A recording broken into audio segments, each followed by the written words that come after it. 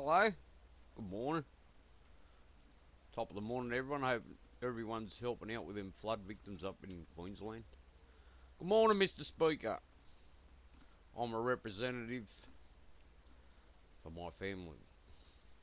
Okay. That's look. Hey, it's me again. Yep, Yusuf Cabral, son. That's right. The late Yusuf Cabral. God rest his soul. Um. Yeah. Anyway, what I wanted to debate today, Mr. Speaker, is I'd like to know why it is not applicable for me to file any legal action against any department for compensation, be it to my family and otherwise. Look, I got an American Indian friend I grew up with in school, and when you're little boys, you do muck up, and some kids don't listen to their parents. Anyway, well, he did time in boys' homes and so forth. He had a bit of a rough trot, and 9% of the time he pleaded guilty because he didn't have a roof over his head or somewhere to have a feed. But it turned out later on I run in with him, and he lives down the coast somewhere, and he's got Chris Murphy's lawyers taking on cases for his parents and for himself for legal situations that he was put in, so he can try and get compensated for all these things that happened to him in the past. He's American Indian. His name's Joe. Good bloke. We got on alright when we were young. But and there was no time spent on that.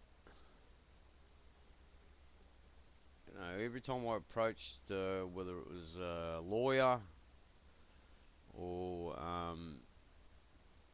another party in the legal system, it was, oh, you've only got 3 years, oh, you've only got 2 years to take legal action against different departments and people. Look, I honestly believe if people are really in our society need compensation, they should be compensated otherwise. You put a time limit on things. What about circumstances? Some of these people might be distressed, traumatized, maybe too busy tied up with their family lives, and haven't had time or can't cart their mother that's in a wheelchair to a lawyer's office up and down steps all the time to take legal proceedings against different departments also and so forth. Time issue. So does it really stand that me personally, I can't take legal action against these people because they say there's time limits and stuff about all the things that's happened in the past? Or is it for political reasons? To me, unknown. But anyway, this guy has got that many proceedings going through Chris Murphy's lawyers. It's been a while since I last spoke to him, and he showed me all the legal documents. He said, if you ever get in a situation, Tony, this is what you've got to do. Now, this is what I'm trying to say here. That incarceration back in 1993 wasn't the first time. There was a time when I was a teenager. A guy by the name of Steve. This would be on my juvenile record. Drove up to my mother's place. He was driving a green Holden, if I remember correctly. I was a little bit of a bad boy when I was young. Served time in boys' homes and so forth. I've got nothing to hide. When you're young, you do stupid things. But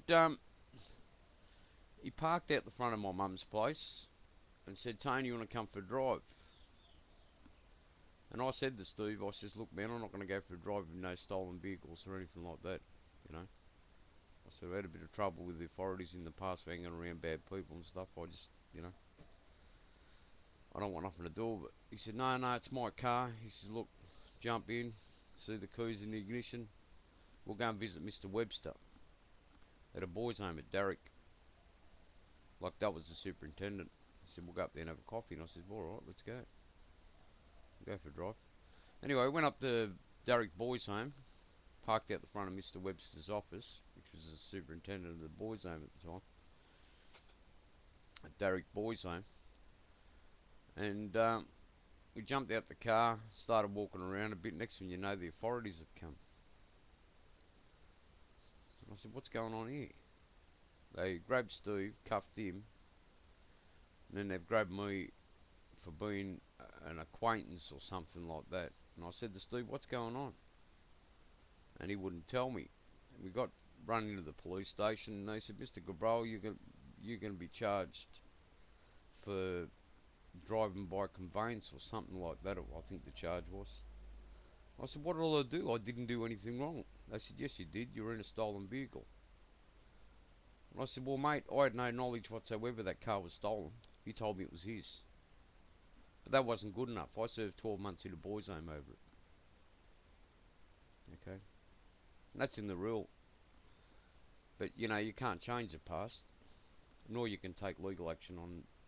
And it's things like that that destroy younger generation, younger children and stuff like that, where they don't know their legal rights and they don't have understanding about laws and stuff, you know.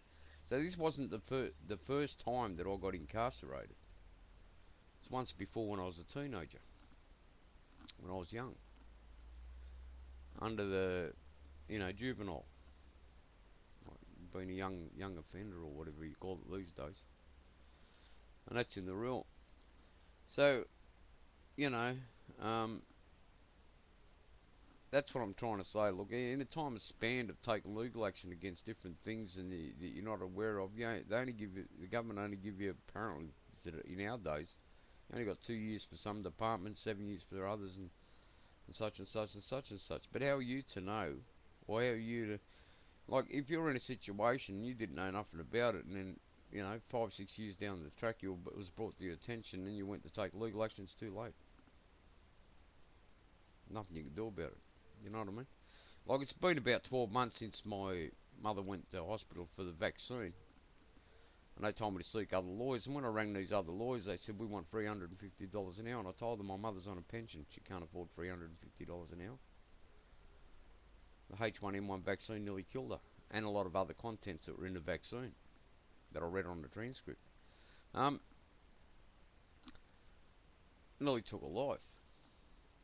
It destroyed me watching her go through what she did. But you know, like, it's just things like that. And then every time you approach your lawyer or something like that, they all wine and dine together in the city. Conflicts of interest, etc., etc., etc. You don't know who's talking to who. Before I was incarcerated, there was 2 separate females. One that worked for the Department of Petty Sessions. She had a boyfriend that was in Silverwater Prison. And she told me she overheard the Hootleys on the train. They were visiting their... Marie Hootley was visiting Ned Hootley at the time. And she was visiting her boyfriend the same day. And she got on the train. She saw Marie Hootley and Christine Ely stealing a handbag off an old lady. Jumped on the train. And they were spruiking off at how they had their way with me. And they had no idea that she was sitting behind them on the train. Her name was Lisa Lamont. Lisa told me later on, a couple of weeks down the track, she ran into me. I went to take her to Richard Button. Richard Button didn't want to know about it. But Lisa told me that they said on the train we got away with setting that Lebanese prick up, referring to me. Got away with 17 grand taxpayers' money. Anyway, look, that's not relevant at this particular time.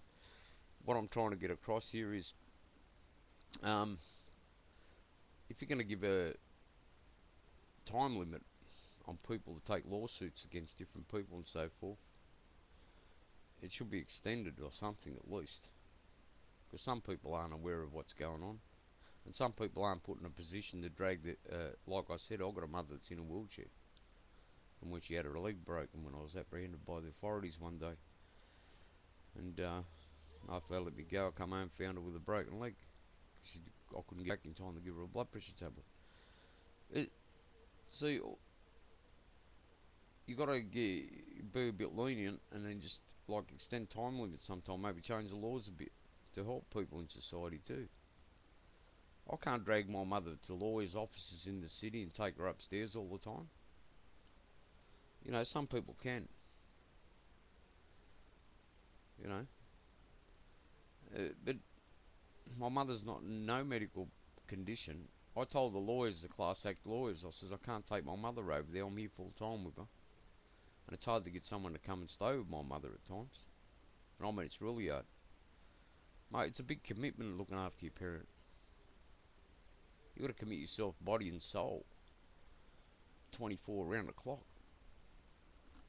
That's to take your parent with you for your personal problems or whatever, be it legal problems or civil problems or otherwise. How can you do it? You know, and that's in the rule. You put yourself in my position. You've got a mother that's in a wheelchair. Law firm says, can you come and bring your mother to our office? I says, how can I bring my mother in a wheelchair to your office all the time? My mother's not well. You've got to medicate her, you've got to feed her, you've got to take her to the toilet. And if it's in the city, you've got to stop places, take her out in a wheelchair, take her. There's too much that comes into it. And it makes it a little bit difficult for some people. So, anyway, it's just a point I was trying to get across. But, not that it matters. It just makes life difficult sometimes when you're caring for your loved one. And you alright, Mum? I'll be there in a minute. Anyway, that's what I wanted to get across anyway. All you people out there, click on them links and help the flood victims of Queensland. I really need the help, you know. It's a bad situation they're in. I've got family up there, there's other people got families. Pitch in, click on the links, do what you can for the Queenslanders. We're all human at the end of the day. That's what it's all about. Look after each other. You know, take care of your loved ones. Peace out.